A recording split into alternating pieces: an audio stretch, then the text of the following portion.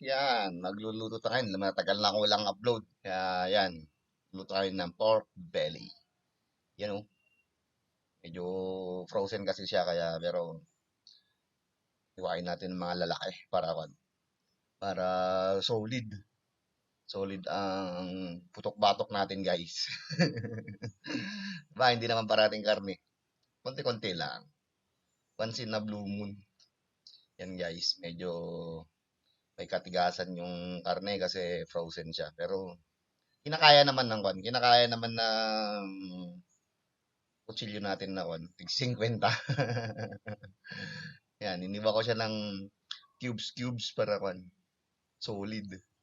Tapos meron pang nadamay na bacon, bacon strip.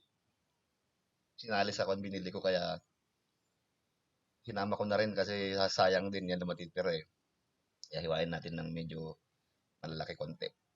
Lagyan natin ng siling haba. Paanghang yan guys kasi yung pang dynamite.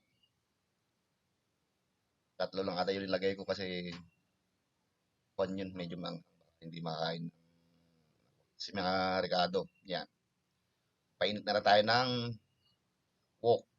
Yan.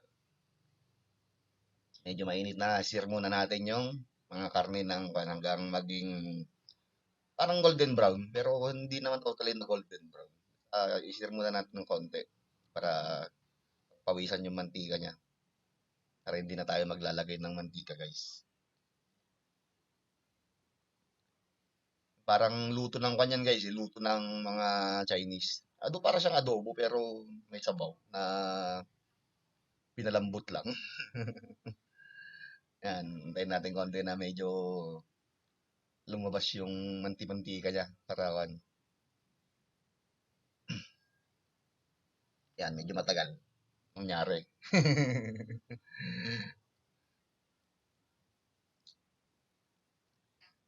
Yan, halo-haluin lang para baliktad. Para medyo may pusta lang konti para alam niyo na, lalabas yung excess oil. Saka natin igisa sa bawang. Tapos lagyan ng mga condiments. Lagay ko pala dyan, naglalagay ako mamaya yun ng tubig. Tubig na may toyo. Tapos, oyster. Yun lang naman rin natin. Yan, halo-haloin lang natin guys. Halo-halo hanggang magisa. Yun. Lagay ko ng sibuyas, bawang. Tapos meron pag nag-brown na yung rekado, maglalagay na tayo ng tubig.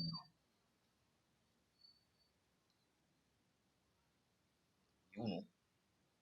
Ang tagal matusta. Na ako.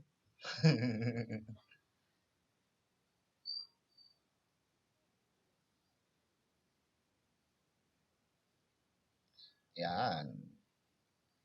Lagyan natin ng tubig. Para medyo palambutin natin ng konti. Para hindi siya totally na chewy. Yan. Lagay ko na yung ketchup na may toyo. May soy sauce. Tapos ketchup. Naghalo ko na para kontas lagyan natin ng oyster. Para matamis. Medyo matamis para yun. Nor cubes. Pampalasa. Tapos, lagyan natin ng ano ba? Tapa mints. Lagyan natin ng tapa mints yan. Kung buo-buo na paminta para makita ng mga bata kasi pag hindi nila nakita, yan, niluluwat niya. Hindi nila kinakain. Yun, kaya ganun. Kaya nilagay kong paminta yung buo-buo. Palambutin na lang natin guys, pakuluan. Hanggang maluto. Yan guys, tayin lang natin. Tapos takpan. Pakuluan hanggang kumulo. Tapos yun, quality. Woo! Putok-batok yan guys. Kaya din na saging pero medyo para may hindi naman optional lang naman kasi yan pero nilagay ko talaga kasi sayang din. Masisira lang din naman sa kanyan. Tapos lagyan natin yung sili para may konting sipa.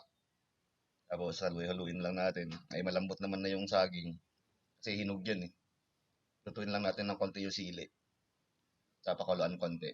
Tapos yan, kibugan na. Yan oh, lambot na. Ayan guys.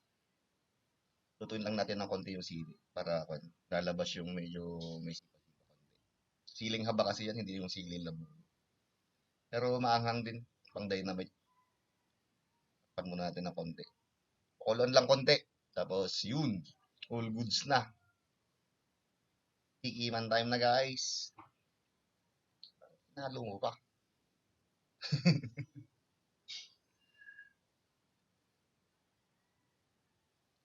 Yun oh, nahanguan na. Taste test tayo guys, taste test yun oh. Nag-chopstick pa. Hindi, nag-chopstick talaga ako dyan guys. Kasi inspired yan pa ikuan sa vlog ni Fat Monkey, yung mataba. Kumakain ng ganyan ang lalaki.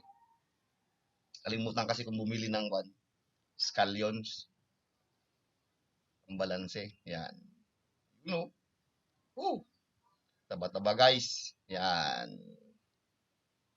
Taste test tayo guys. You know, oh, lambot. Ay, init. Ayan, yan guys. Sensya na, ngayon lang ulit ako nag-upload kasi busy tao. Ngayon lang ulit. Tapos, sundan nyo na lang yung next video ko ulit na na pork belly. Pork belly din ulit lutuin natin. Fried lang. Taste test. Pang ulam. Abang-abang kayo guys. May bago akong gagawin sa susunod na upload ko. Magkakamp tayo. Yan guys. Salamat sa panonood. Please watch, share, and subscribe. Yeah. Peace out.